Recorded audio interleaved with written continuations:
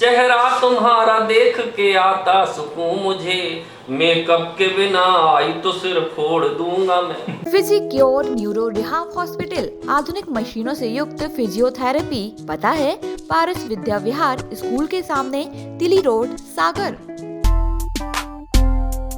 वंचित रहे प्रेमिकाओं से, बॉयफ्रेंड की भूमिकाओं से, हर कन्या ने हमें देखा भैया का किरदार दनादन।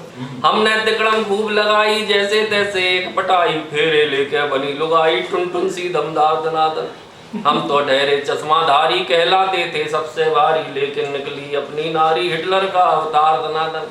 नमस्कार, मैं हूँ शाहबाज खान, आप देख रहे हैं सागर टीवी न्यूज़। इस वक्त मैं जिस शख्स के साथ बैठा हूँ उनका नाम है दीपक दनादन। दीपक दनादन के नाम से आप समझ गए होंगे कि हास्य कवि हैं दीपक जी। मैं मुखातिब होता हूँ सागर को आए हुए हैं एक कवि सम्मेलन के सिलसिले में।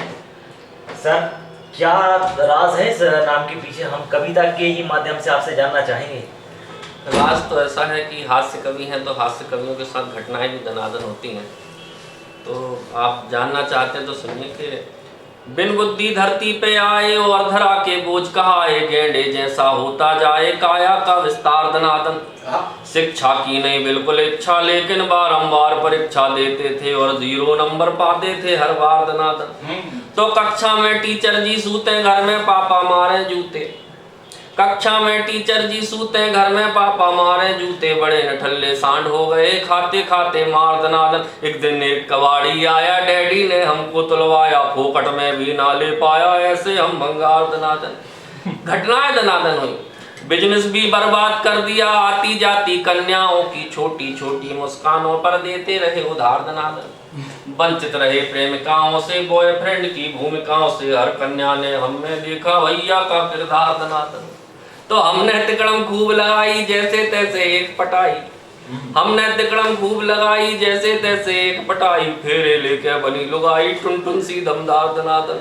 हम तो ठहरे चश्माधारी कहलाते थे सबसे भारी, लेकिन निकली अपनी नारी हिटलर का अवतार दनादन।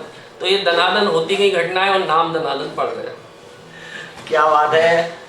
दीपक जी, आप सागर आए हुए हैं, कवि सम्मेलन आज आप शिरकत करेंगे। जी जी। तो आज क्या कुछ रहने वाला है, क्या लोगों को मिलेगा आज? देखिए, सभी बातें होंगी मंच पर। जब कवि सम्मेलन होता है तो सभी विधा के लोग आते हैं, उसमें हास्य भी होगा, ओज की कविताएं भी होंगी, श्रृंगार की कविताएं भी होंगी। तो जब कार्यक्रम शुरू होगा तो वहाँ पे आपको हर विधा के कविताएं सुनने को मिलेंगी, और कुछ लोग जो है समसामयिक घटनाओं पर भी रचनाएं सुनाएंगे, कुछ अच्छी अच्छी कविताएं आपको सुनाएंगे। तो हर तरह का यहाँ पे रसादन आपको मिलेगा। सर, रिएक्शन कैसा मिलता है आपके नाम का जब लोग सुनते हैं दीपक दनादन जी आ रहे हैं आज मुशायरे में, कवि सम्मेलन में? आप कहीं जाते होंगे तो क्या सर रहता है? जैसा कि नाम ही दनादन, तो लोग सुन के ही हंसने लगते हैं दनादन। उसके बाद फिर ये हमारी जिम्मेदारी है कि हम दनादन उनको हंसाएं, और ईश्वर की कृपा है, होता है। मतलब लोग समझ जाते हैं कि आज बिल्कुल दनादन होने ही वाला है। हाँ, बिल्कुल। सर, सफ़र कैसा रहा कवि सम्मेलनों का, मुशायरों का? काफ़ी जगह आपने पढ़ा है, तो कैसा सफ़र रहा सर अभी तक? अच्छा सफ़र रहा, खट्टा मीठा हम कहेंगे। कहीं बहुत अच्छा लगता है, कहीं थोड़ा खट्टा अनुभव भी होता है, लेकिन कुल मिला के बड़ा अच्छा सफ़र रहा। और जब मैंने प्रारंभ किया था कवि सम्मेलनों में जाना, तब से लेके आज तक का जो सफ़र मैं देखता हूँ तो बड़ा अच्छा लगता है। सर, कहते हैं हास्य के बिना ज़िंदगी अधूरी है। जी। क्या कहेंगे आप? बिल्कुल। कहते हैं ना कि रुलाने के लिए तो हमारे रिश्तेदार ही काफ़ी हैं, तो 2 पल के लिए हंस लीजिए। तो मैं ईश्वर को बड़ा धन्यवाद देता हूँ कि उन्होंने मुझ में ये कला दी कि मैं लोगों को हंसा सकूँ। सर, सोच क्या होती है जब आप मंच पे जाते हैं या कहीं जाते हैं, कार्यक्रम में जाते हैं, तो क्या चलता है सर माइंड में? कोई सोच नहीं होती, बस जो आसपास दिखता है हमें उसको हम अपने अंदाज में हास्य के हिसाब से बना के आपके सामने परोस देते हैं। अब जैसे कि अभी कुछ दिनों पहले एक प्रेमी अपनी प्रेमिका से किसी बात पे बहस कर रहा था। मैंने जब ध्यान दिया तो पता चला कि वो बिना मेकअप के आ गई। तो वो बात मुझे, वो उनकी बहस बड़ी गंभीर थी, लेकिन मैंने उसको अपने हिसाब से बना लिया।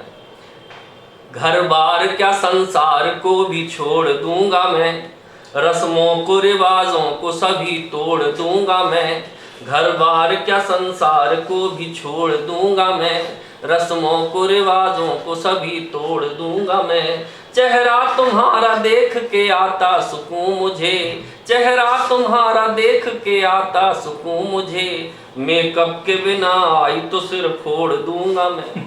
क्या बात तो है इस तरह की बातें बन जाती हैं। एक आधा सर, जैसे कि दनादन की हम बात कर रहे हैं, आपके नाम के पीछे ये जुड़ा हुआ है, तो कोई एक ऐसी प्रमुख चीज़ भी है कि जिससे आप दनादन के नाम से पहचाने जाने लगे?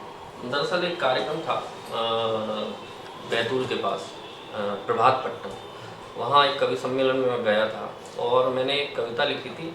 इत्तेफाक वाली बात थी कि उस कविता में जो काफिये का जो रदीफ था वो दनादन था, उसमें दनादन का उपयोग मैंने किया। जब मेरा नाम दनादन नहीं था, मुझे पता भी नहीं था। मैंने वो कविता पढ़ी, उसके बाद देश के प्रसिद्ध कवि हैं चौधरी मदन मोहन समर, वो उस कवि सम्मेलन में थे और मैं नया था, तो उन्होंने और देश के 2-3 कवि और वहाँ पे थे, तो उन्होंने मिल के कहा कि भाई आज से तुम्हारा नाम दनादन है। तो तब से लोग मुझे दनादन कहने लगे। सर, हम जब बात करते हैं समाज की, तो हम कई सारी चीज़ें देखते हैं, कई घटनाएं भी देखते हैं। आप चूँकि एक शायर हैं, जिम्मेदारी कई बढ़ जाती है, तो आप सर किस नज़रिए से देखते हैं, क्या देखते हैं समाज में? सर, समाज को किस तरीके से देखते हैं, क्या बदलाव होना चाहिए, क्या होना चाहिए? देखिए, सिक्के के 2 पहलू होते हैं। लोग नकारात्मक भी देखते हैं, सकारात्मक भी देखते हैं। मैं प्रयास करता हूँ कि सकारात्मक हम देखें। लोग कहते हैं कि आधा गिलास खाली है, लेकिन मैं प्रयास करता हूँ कहूँ कि नहीं, आधा गिलास भरा हुआ है। समाज के दोनों पहलू हैं, जो पहलू अच्छा है हम उस पर चलें, ज़्यादा अच्छा है। डॉक्टर हरि सिंह गौर की नगरी में आप आए हुए हैं सागर, और कवि सम्मेलन है उन्हीं के नाम पर है, क्या कहेंगे सर? देखिए, कई कवि सम्मेलनों में हम लोग जाते रहते हैं। बहुत कम आयोजन ऐसे होते हैं जहाँ पे लगता है कि यार हमारे जीवन और कार्यक्रम की सार्थकता का अनुभव हमें हो रहा है। तो ये आयोजन भी उसी में से एक है और मुझे बड़ा अच्छा लगा, क्योंकि सागर की धरती वो धरती है जिसके कण-कण में डॉक्टर हरि सिंह गौर जी के कर्म की खुशबू महक जो बसी हुई है। तो बड़ा अच्छा लग रहा है और मेरा सौभाग्य है कि मैं इस कार्यक्रम में आया हूँ और मैं धन्यवाद देता हूँ इस कार्यक्रम के आयोजकों को कि उन्होंने मुझे यहाँ बुलाया। सर, एक कोई संदेश अगर हमारे दर्शकों को आप देना चाहें उसी दनादन वाले अंदाज में? सर, संदेश क्या, बस यही कहूँगा कि हंसते रहिए और चेहरों पे मुस्कुराहटें रखिए, और इसके अलावा ज़िंदगी में कुछ भी नहीं है। तो रोने के लिए तो मैंने कहा कि हमारे रिश्तेदारी रुलाने के लिए बहुत है। हंसिए, खिलखिलाइए। और कवियों के नाम पे तो लोग अधिकतर मैंने देखा कि भागते हैं कि ये हमें कविताएं ज़्यादा ना सुना दे। तो मैंने एक 4 पंक्तियाँ कही थी कि माँ ने कहा बेटा मेरा जोरू का गुलाम बना, बीवी बोली लगता है मुझे माँ का लाल तू, पापा बोले मैं भी इसी दौर से गुजर चुका, मेरी माँ तो रही नहीं तेरी माँ संभाल तू। तो जब थे हम कुंवारे तब भी आदमी थे फालतू, आजकल भी हो गए हैं शादीशुदा पालतू, जब से कभी हुए हमें देख सभी कहने लगे आलतू जलालतू और आई बला कुटालतू। क्या बात है सर, बहुत बहुत शुक्रिया सर हमसे बात करने के लिए, सागर टीवी न्यूज़ से जुड़ने के लिए। सर, बहुत बहुत धन्यवाद। दीपक दनादन जी, आप इतनी कुछ बातें आपने सुनी है तो जाहिर सी बात है आप समझ गए होंगे, और सागर में मुशायरा है, दीपक दनादन जी उसमें शामिल होने के लिए आए हुए हैं। तमाम खबरों के लिए आप बने रहिए सागर टीवी न्यूज़ के साथ। शुक्रिया। फिजिक्योर न्यूरो रिहाब हॉस्पिटल आधुनिक मशीनों से युक्त फिजियोथेरेपी, हृदय, डायबिटीज, थायराइड, हड्डी व जोड़ रोग विशेषज्ञ, न्यूरो संबंधी रोग, मनोरोग विशेषज्ञ, स्त्री रोग विशेषज्ञ, आपके नगर में अनुभवी एवं प्रतिष्ठित विशेषज्ञों की टीम। पता है पारस विद्या विहार स्कूल के सामने, तिली रोड, सागर।